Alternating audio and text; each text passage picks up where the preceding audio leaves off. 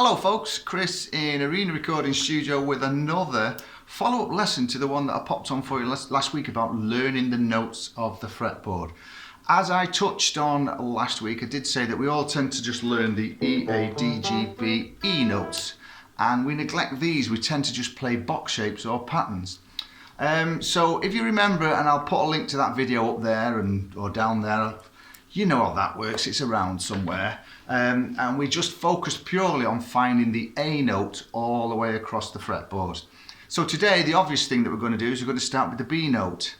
And the reason why I'm doing these individually, because we've got an option, you know, we could sort of do this kind of thing, A, B, C, D, E, F, G, A, and so on each string. Now I think that that's all right, and you will learn the notes to a degree. But what we need to do is to, rather than look at them and work out where the note is, we need to be able to put ourselves in the position where we can actually just drop on the note and go, that's a B, that's a C, that's an E flat, etc. And you'll see why after all this, because then we start looking at major thirds, minor thirds, perfect fourths, perfect fifth intervals in relation to the note that you want to pick on, which gives you all these nice chord tones, which gets you off and running with your improvisational skills and your soloing, and you'll play all over the fretboard without even thinking about it.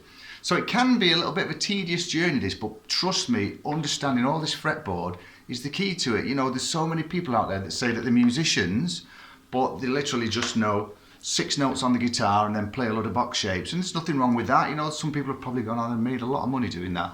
But I just think that, you know, it's like being a chef and just throwing ingredients in a pot and hoping something great's going to come up. You need to know what goes in that pot, and the same thing applies with the guitar playing as well. So today, straight into it now, we're going to look at the B notes on the guitar.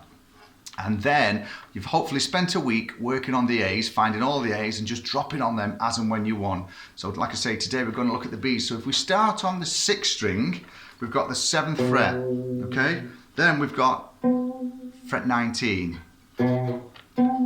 So we then go on to the A string, we've got the 2nd fret, and then 14. On the D string, we've got the 9th, and then the 21st. Then on the G string, we've got the 4th, and the 16th. B string open, and then 12th fret on the octave.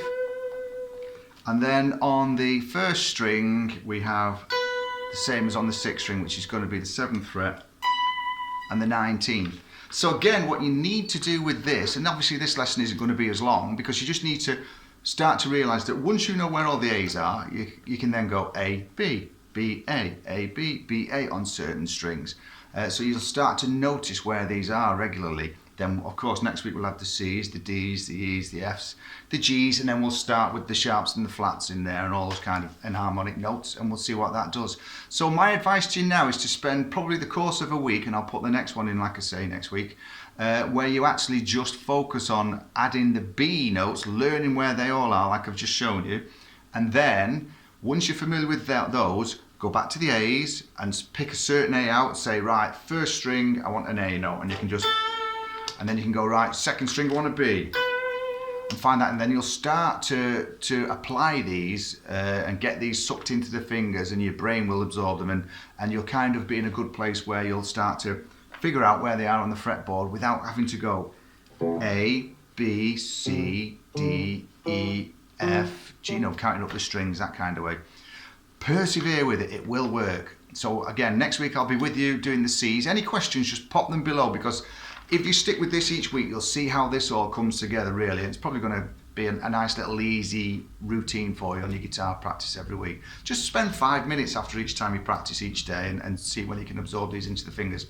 As always, you know, drop your questions below or send me a text or anything like that if you want to. Get a message to me any way you can.